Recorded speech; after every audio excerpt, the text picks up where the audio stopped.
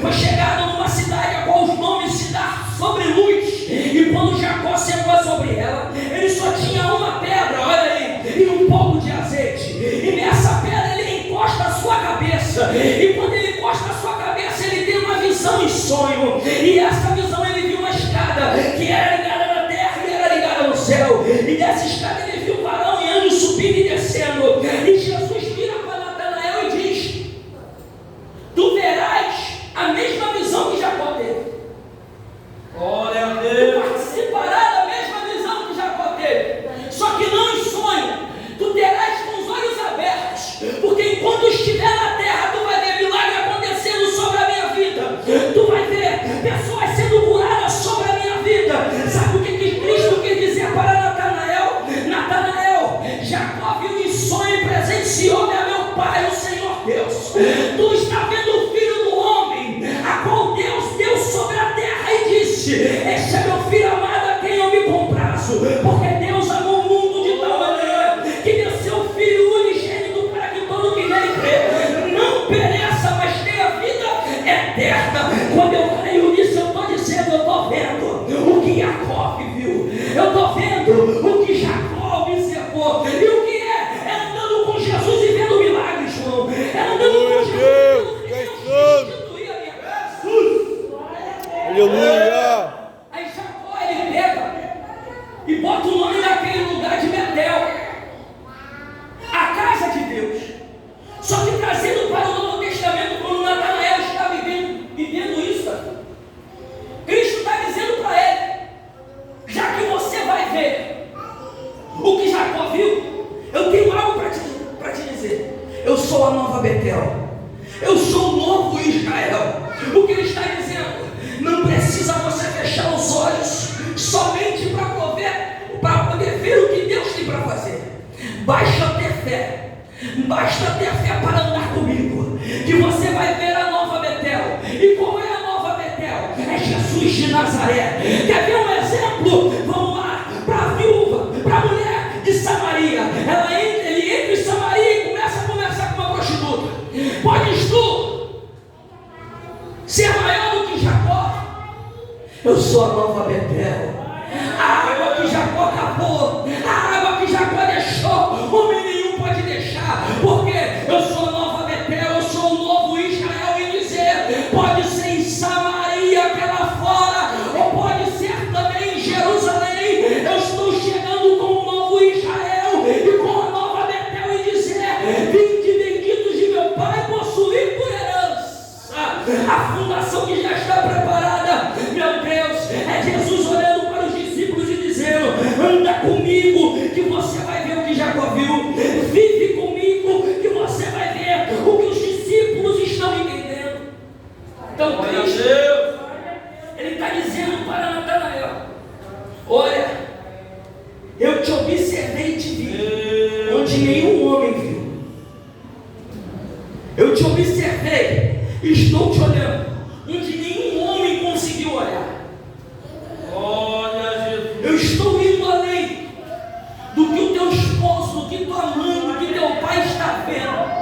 É Deus falando para mim e para você. Eu estou observando o que está acontecendo no teu coração. Eu estou observando o que está acontecendo na sua mente. Eu estou observando o que está acontecendo na sua alma. Então eu entendo que se eu andar com Cristo, eu vou ver coisas maiores. E o que eu vou ver é céus abertos. E o que eu vou ver é anjos subindo e descendo. E o que eu vou ver é outra direção, que é Jesus de Nazaré. Eu já não preciso mais seguir os hereges. Eu já não preciso mais seguir os sumos sacerdotes.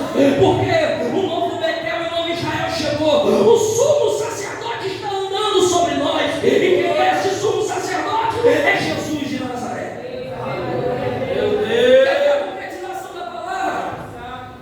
Vem João, vem Tiago, vem Pedro, vamos subir ao monte.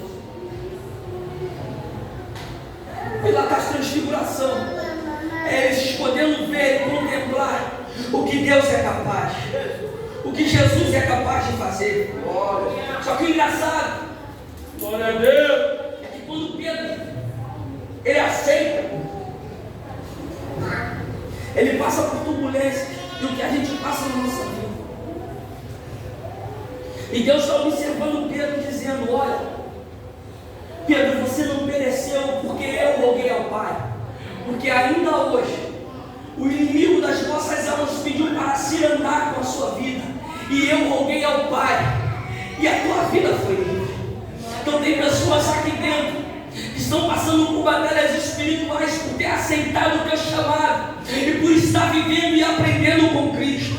Não estou dizendo numa vida melhor financeira, não. Eu estou dizendo numa vida quando a santidade de Cristo está nos mostrando e dizendo: coisas maiores virão, coisas maiores acontecerão se eu permanecer fiel a Cristo. E andando com Cristo, Pedro continua como? Vivendo e crendo.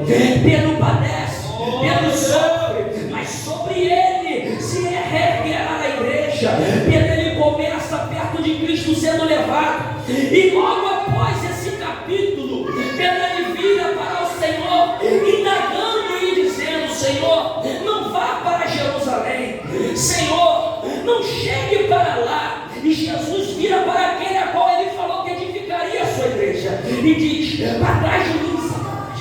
Então eu entendo que Pedro, ao escutar isso, ele está dizendo: opa, eu deixei vacilar meu pé, mas por conta do meu vacilo eu não posso parar, porque ele prometeu para mim que da minha vida edificaria uma igreja. Ele prometeu para mim que sobre a minha vida edificariam-se as igrejas. Então eu entendo que mesmo o Senhor chamando a minha atenção, eu sei que ele tem o melhor para mim, eu sei que ele tem o melhor para minha casa, eu sei que ele tem o melhor para minha vida.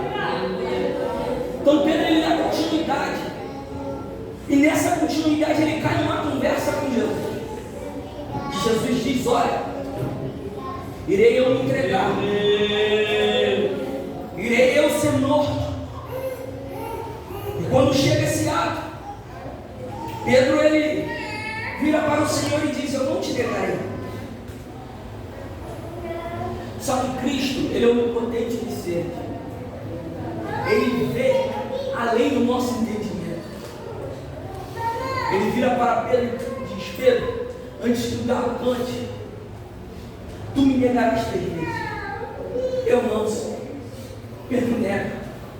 Glória a Deus. O galo canta e Pedro nega. Mas Jesus está nos olhando. Glória a Deus. Jesus está nos observando. Meu Senhor da glória. Pedro chega e Jesus é açoitado. E diz a palavra que quando o galo canta, Cristo fixa o olhar dele com o olhar de Pedro. E eu imagino que o olhar de Cristo nesse momento, observando que Pedro o negou, não foi de julgamento, mas dizendo: a minha palavra se concretizou de novo, Pedro. E o que mais pesou na vida de Pedro foi isso. Não foi nem ele ter negado, foi que ele não conseguiu cumprir o que ele prometeu. Porque sobre a vida de Pedro está muitas coisas. E o que está sobre a vida de Pedro, traz para a gente, está sobre a sua vida o peso de carregar a tua família, está sobre a tua vida o peso de carregar a tua casa debaixo de oração. E quando você falha, você se sente um nada, você se sente um ingrato, você quer parar, você quer voltar para trás. Mas Cristo nessa noite está te dizendo: eu estou te observando, eu estou te olhando, e mesmo você não conseguindo fazer a tua função, eu vou atrás de ti. Ele vem atrás de nós, nos observando e dizendo: está pesado segurar a tua casa, está pesado segurar a tua família, está pesado segurar o ministério, está pesado servir o chamado. Senhor da glória. Mas Cristo está dizendo para mim, para você, eu tenho observado. E o olhar de Cristo para com Pedro fez Pedro sair e correr. E quando Pedro saiu, Pedro quer voltar para o início. E olha a influência de Pedro, que ele não vai sozinho. Capítulo 21 de João, versículo 2. Olha quem estava com Pedro, se não é a mesma que estava no início do seu chamado.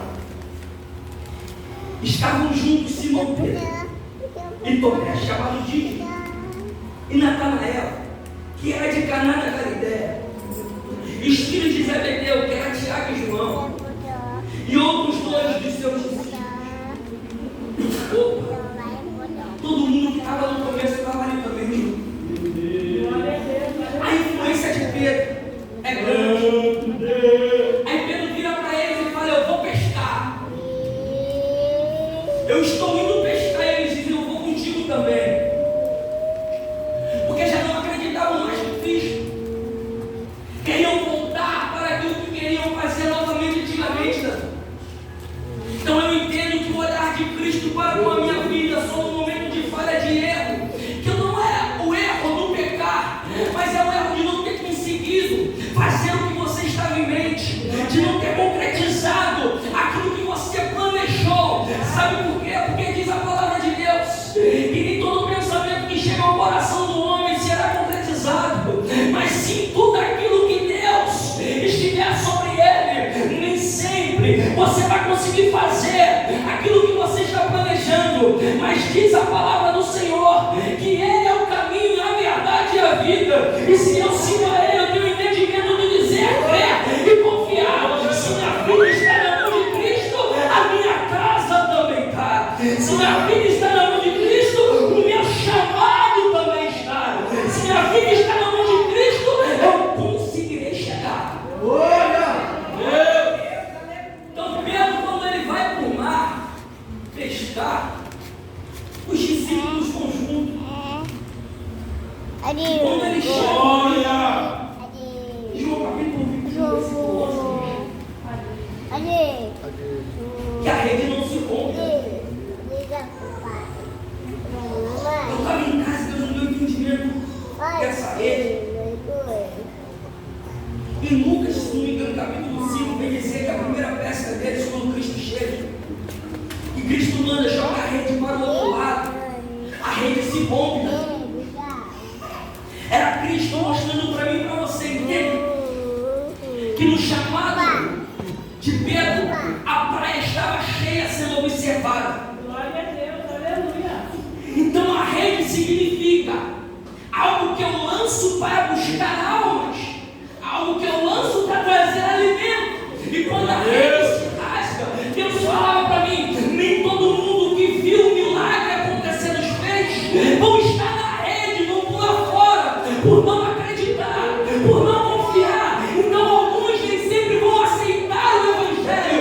Por isso não levantam a sua mão para mim, meu filho. Deus falava comigo, por isso que não assentavam, meu filho. Aí eu me peguei me perguntando: Senhor, então por que em João capítulo 21, versículo 11, a rede não se rompeu? Ele falava para mim, para se concretizar na minha palavra, quando eu disse para o meu pai: Pai, cuide deles, porque nenhum deles se perdeu, senão o filho da perdição. É ele dizendo: tu pode até querer voltar para o que tu fazia, mas a rede não se rompe, a rede não se rasga, porque ele é fiel para cumprir, ele é fiel para mover. Ele te vê como ninguém vê, ele te vê como ninguém vê. Diz em Salmos 115 que homens se pegam a prata e o ouro para fazer deuses como os faraós faziam.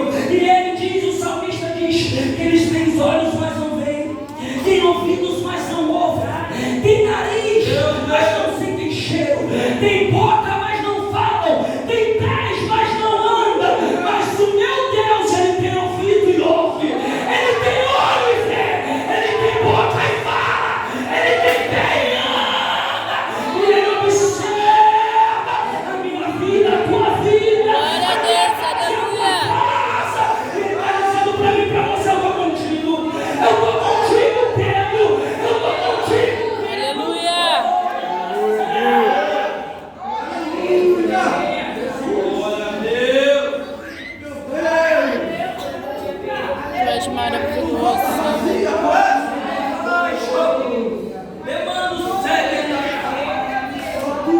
E diz a Bíblia que quando o povo de Israel, é por isso que ele é o novo Betel, é o novo Israel, porque o povo lá de fora pode dizer: eu estou apresentando a Baal, a tua casa vai ter solução. E Deus está dizendo: rapaz, meus olhos é como chama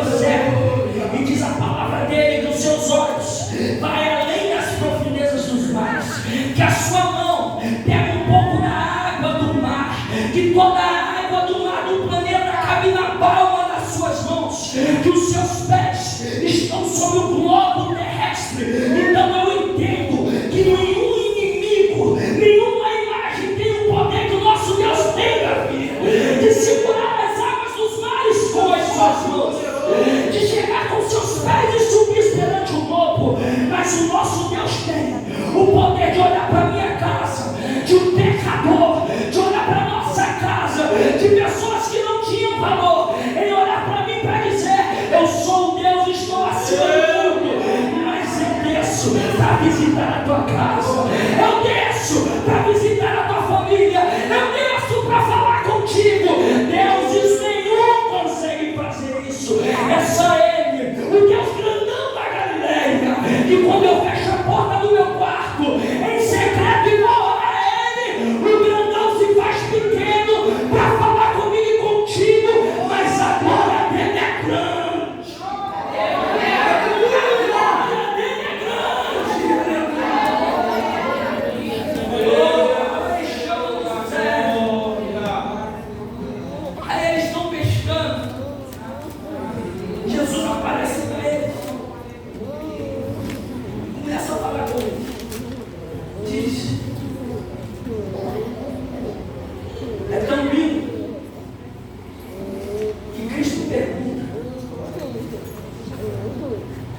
Para eles: filhos, tem alguma coisa de comer? Lança ele para a direita. Não. Eles lançam a confiabilidade. Aí quando eles chegam, diz mais ou menos que foram 153 peixes grandes, pastor. 153 peixes grandes, e rasgaram, e não rasgou a rede. Eu fui pesquisar quantos peixes se valiam 1 quilo. Eram 8 peixes. Eu falei: meu Deus, tu vai para a soma, é mais de 2.000 quilos e pouco, mais ou menos. Ou mais de 2.000 peixes, mais ou menos. Então a força que estava aquela rede era para se rasgar. Mas é Deus confiando para eles, dizendo: quando eu chamo, eu não deixo se perder. Quando eu puxo, eu não abro mão. Aí eles sentam com Jesus para comer. Eles buscam alimento, mas Cristo já está sentado com a fogueira acesa, comendo pão e assando peixe. E eles sentam. E ao sentar, ele começa a palestrar com Pedro e com o discípulo. Só que ele quer conversar com Pedro por quê? Ele viu Pedro. Aí ele começa: na verdade, Pedro, tu me amas? Eu vou levar à frente essa palavra, mas eu vou enfatizar que ele diz mais ou menos umas 3 vezes. 3 ou 4 vezes. 3 vezes. Na primeira: Pedro, tu me amas? Ele diz: eu amo. O significado dessa palavra: Pedro, ele sai para pescar, ele está dizendo: Pedro, tu me amas mais que o teu trabalho. Ele diz: eu amo. Aí ele diz: Pedro, tu me amas? Pedro, tu me amas mais do que os peixes que tu pega? Eu te amo. Aí ele vai: Pedro, tu me amas? Tu sabes, Senhor. É ele dizendo: eu te amo mais que a minha vida, mas eu te amo. Aí ele diz: então apacenta as minhas ovelhas. É eu entender e crer que eu tenho que amar a Cristo mais do que o meu trabalho, mais do que o meu serviço, mais do que o meu sustento, porque a palavra de Deus diz que o Senhor é o meu pastor e nada há de me faltar. Eu posso estar quebrado e moribundo, mas Cristo estando comigo, nada vai faltar na minha tua casa. E nada falta. E as perguntas que Cristo tem para nós: tu me amas? Quando isso veio para mim, veio tremendo, porque eu me imaginei. Eu parei na mesa e comecei a imaginar: Deus, será que eu estou disposto a falar isso quando o arroz faltar? Será que eu estou disposto a dizer isso quando a CLT, a carteira assinada, fechar? Será que eu estou disposto a dizer isso quando as almas vier e eu falar que eu não quero mais trabalhar para o Senhor? Aí eu comecei a pensar: o que Deus fez na minha vida até agora. Se eu estou até aqui, é porque o Senhor nos ajudou. Ebenezer, diga como ato profético: Ebenezer, até que o Senhor nos ajudou. Ebenezer,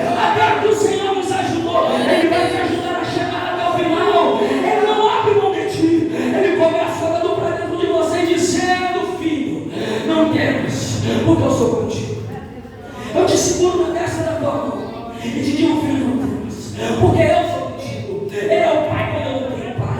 Ele é o amor quando eu nunca tive amor. Ele é os portos seguros quando eu nunca tive segurança. Por quê? Porque Ele é o Deus de Israel, a nova Betel. É Jesus de Nazaré. Aleluia. Glória a Deus, aleluia. Glória a Deus, faz criança vão te ver.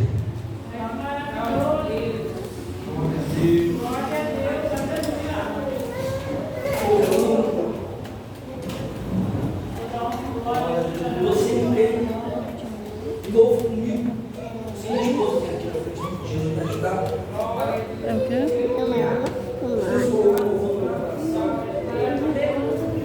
Eu peço que você ouve ela. Te observando e pensando que você é um Pedro, que eu sou Pedro, mas sobre nós temos uma promessa.